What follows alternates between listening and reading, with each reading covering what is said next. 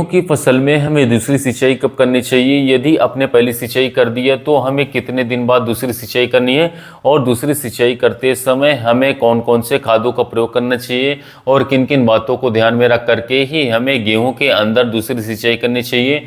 आप चाहते हैं कि इस बार हमारे गेहूं की फसल से एक शानदार रिकॉर्ड तोड़ उत्पादन हो और गेहूं की फसल में अधिक से अधिक मात्रा में टेलरिंग हो, कल्लों का फुटाव अधिक से अधिक हो, ग्रोथ हो, वो भी शानदार तरीके से, क्योंकि जो फुटाव अधिक होगा साथियों हमारी फसल में बढ़वार अच्छी तरीके से करेगी, तभी आगे चल करके हमारी गेहूं की वालियां जो हैं अधिक से अधिक निकलेंगी, उसमें अधिक मात्रा में दाने का भरा होगा, बम्पर पैदावार प्राप्त होगी। साथियों आज की इस वीडियो के माध्यम से हम आपको बताएंगे किसान भाइयों कि गेहूं की फसल में हम कम से कम खर्च करके किस प्रकार से अपने फुटाव को बढ़ा सकते हैं, गेहूं की ग्रोथ को बढ़ा सकते हैं।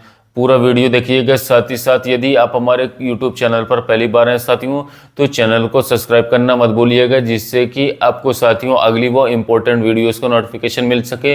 दोस्तों कृषि से संबंधित सटीक एवं विश्वसनीय जानकारी सिर्फ और सिर्फ हमारे कृषि मित्र चैनल पर मिलती है, तो वीडियो को लाइक जरूर कीजिएगा। तो चलिए वीडियो की शुरुआत करते हैं। किसान साथियों गेहूँ की फसल में शुरुआती अवस्था से ही यदि हम सही मात्रा में सही उर्वरक का चुनाव करते हैं, प्रयोग करते हैं, तो हमारी गेहूँ की फसल एक समान रूप से होगी, समान आकार से ग्रोथ करेगी। तो साथियों हमारे गेहूं की फसल एक समान होगी, फसल की ग्रोथ शानदार होगी और इसके साथ साथ अधिक मात्रा में कर ले आएंगे।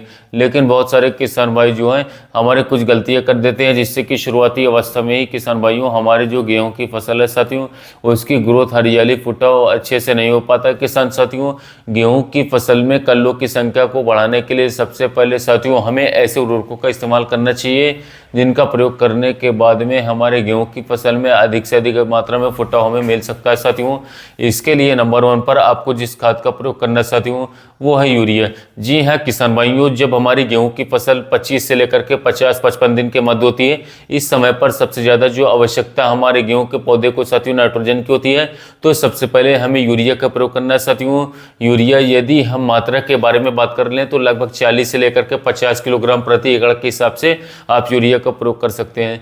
अब किसान भाइयों यहाँ पर भी साथियों ध्यान देने योग्य बात यह है कि हमें अपने गेहूं की फसल में यूरिया डालने से फुटाव, हरियाली ठीक ठाक तो होगा, लेकिन हमें बम्पर पैदावार बिल्कुल भी नहीं मिल पाएगी। इसके लिए साथियों हमें किसान भाइयों यूरिया के अतिरिक्त भी कुछ ऐसे खास पोषक तत्वों को इस समय पर देना चाहिए जिससे कि हमारे पौधे को इस समय पर आवश्यकता होती है। साथियों इसके लिए नंबर 1 पर किसान भाइयों हमने जिस उर्वरक का इस्तेमाल करना है साथियों उसका नाम है जिंक।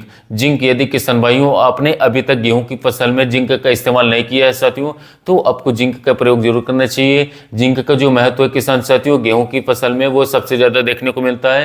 ये आपको किसान भाइयों 33% वाली जिंक जो आती है साथियों उसका प्रयोग आपको करना है। मात्रा डोज के बारे में बात करें किसान भाइयों तो लगभग 6 से लेकर के 8 किलोग्राम प्रति एकड़ के हिसाब से साथियों आप ले सकते हैं इसको। इसे आप यूरिया खाद में मिला करके साथियों इसका इस्तेमाल कर सकते हैं, कोई दिक्कत की बात नहीं है। गेहूं में जिंक डालने से किसान भाइयों बात करें तो कई सारे चमत्कारिक फायदे देखने को मिलते हैं साथियों।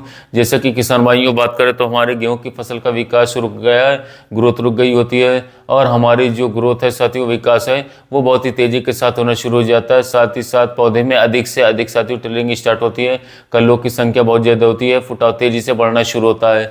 हमारे गेहूं की फसल साथियों एक समान होती है, यदि हमारी फसल में कहीं पीलापन है किसान भाइयों वह भी दूर हो जाएगा।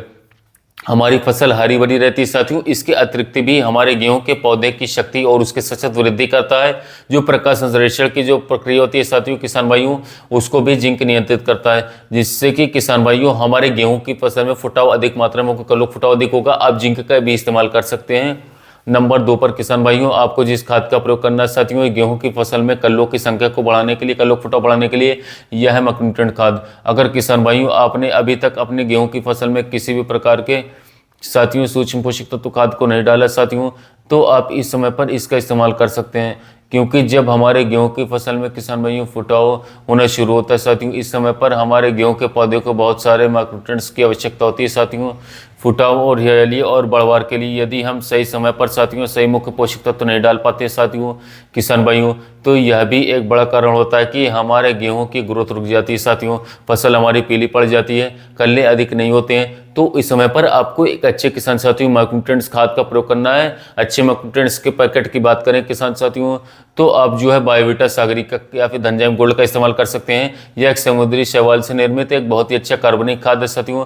सागरिका में किसान भाइयों साथियों जो सभी प्रकार के मुख्य पोषक तत्व होते हैं वो पाए जाते हैं, जिसकी आवश्यकता हमारे गेहूं के पौधे को काफ़ी ज़्यादा होती है। इसको डालने के बाद किसान भाइयों की जो उर्वरक क्षमता होती है वो अभी बढ़ जाती है, फसल की ग्रोथ बढ़वार बहुत ही अच्छी तरीके से होती है। साथियों मिट्टी में जो पहले से पड़े हुए पोषक तत्व पोटाश फास्फोरस हो या फिर कोई अन्य तत्व जो हैं उनको आप दोबारा सक्रिय करवा देते हैं साथियों, जिससे कि हमारा पौधा उन सभी पोषक तत्वों को दोबारा से ग्रहण करना शुरू कर देता है। साथ ही साथ किसान भाइयों ये हमारे गेहूं के पौधे की रोग प्रतिरोधक क्षमता को साथियों उसमें भी काफ़ी ज़्यादा वृद्धि कर देता है, जिससे किसान भाइयों हमारा पौधा जो है सुरक्षित रहता है। इसके साथ हमारे जड़ों का विकास बहुत ही अच्छी तरीके से करवा देता है। इसके साथ ही हरियाली, फुटाव, कल्लों की संख्या आपको बम्पर मिलने वाली है।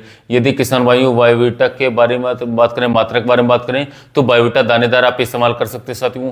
इसकी मात्रा आप लगभग 6 किलोग्राम प्रति एकड़ के हिसाब से डाल सकते हैं। इसका भी रिजल्ट किसान भाइयों आपको काफ़ी शानदार देखने को मिलेगी। यदि किसान भाइयों आप भी अपनी गेहूं की फसल में हरियाली, ग्रोथ, फुटाव को बढ़ाना चाहते हैं, पैदावार अच्छी चाहते हैं, तो इन खादों का इस्तेमाल कर सकते हैं। मात्रा आपको जितनी मैंने बताई उतनी ही उपयोग करनी है। आपकी कमजोर से कमजोर गेहूं की जो फसल होगी साथियों वो बहुत ही शानदार तरीके से कल्लो फुटाव लेकर के चलेगी, बहुत ही शानदार तरीके से आपकी जो गेहूं की ग्रोथ होगी साथियों ग्रोथ करवाएगी।